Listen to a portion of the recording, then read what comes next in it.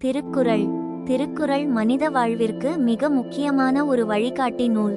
இதை எழுதியவர் திருவள்ளுவர். இதில் 3வது அதிகாரமான நீத்தார் பெருமையின் பொருளை இந்த பதிவில் காண்போம். குறள் எண் 21. ஒழுக்கத்து நீத்தார் பெருமை, விழுப்பத்து வேண்டும் பனுவல் துணிவு. குறள் விளக்கம். தமக்குரிய ஒழுக்கத்தில் வாழ்ந்து ஆசைகளை அறுத்து உயர்ந்த மேன்மக்களின் பெருமையே சிறந்தனவற்றுள் சிறந்தது என்று நூல்கள் சொல்கின்றன. குறள் எண் 22. துறந்தார் பெருமை துணைக்கூறின் வையத்து இறந்தாரை எண்ணிக்கொண்டற்று.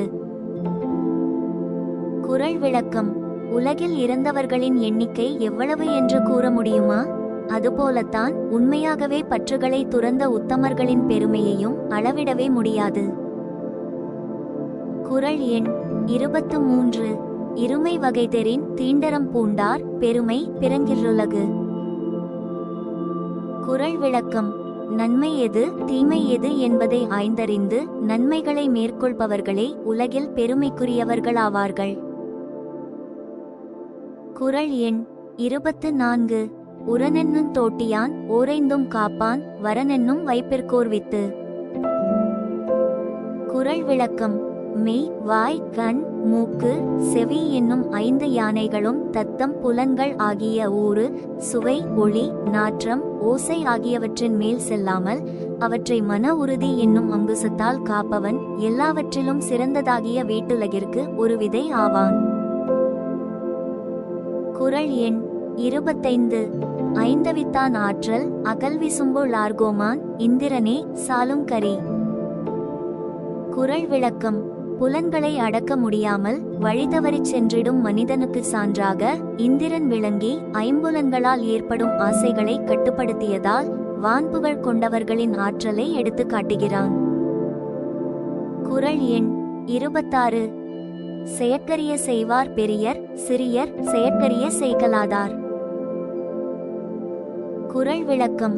பெருமை தரும் செயல்களை புரிவோரை பெரியோர் என்றும் சிறுமையான செயல்களையன்றி பெருமைக்குரிய செயல்களை செய்யாதவர்களை சிறியோர் என்றும் வரையறுத்துவிட முடியும்.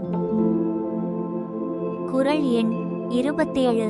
சுவையொளி ஊரோசை நாற்றமென்றைந்தின் வகை தெரிவான் கட்டே உலகு. குறள் விளக்கம். சுவை, ஒளி, ஊறு, ஓசை, நாற்றம் என்று சொல்லப்படும் 5 வகைகளையும் ஆராய்ந்து அறிய வல்லவனுடைய அறிவில் உள்ளது உலகம். குறள் எண் 28. நிறைமொழி மாந்தர் பெருமை நிலத்து மறைமொழி காட்டிவிடும்.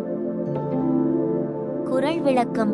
சான்றோர்களின் பெருமையை இந்த உலகில் அழியாமல் நிலைத்து நிற்கும் அவர்களது அறவழி நூல்களே எடுத்துக்காட்டும்.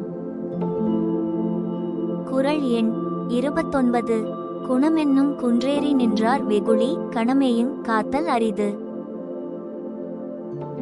குறள் விளக்கம். நல்ல பண்புகளாகிய மலையின் மேல் ஏறி நின்ற பெரியோர் ஒரு கணப்பொழுதே சினம் கொள்வார், ஆயினும் அதிலிருந்து ஒருவரை காத்தல் அரிதாகும். குறள் எண் 30. அந்தணர் என்போர் அறவோர் மற்றவுயிர்க்கும் செந்தன்மை பூண்டொழுகலான். குறள் விளக்கம். அனைத்து உயிர்களிடத்திலும் அன்பு கொண்டு அருள் பொழியும் சான்றோர் எவராயினும் அவர் அந்தணர் எனப்படுவார். நன்றி. மேலும் இதுபோன்ற நல்ல கருத்துக்களை பற்றி தினந்தோறும் தெரிந்து கொள்ள நமது சேனலை சப்ஸ்கிரைப் செய்யுங்கள். இப்பதிவை தங்களின் நல்லுள்ளங்களோடு பகிர்ந்திட ஷேர் செய்யுங்கள். வாழ்க தமிழ், வளர்க தமிழர் பண்பாடு.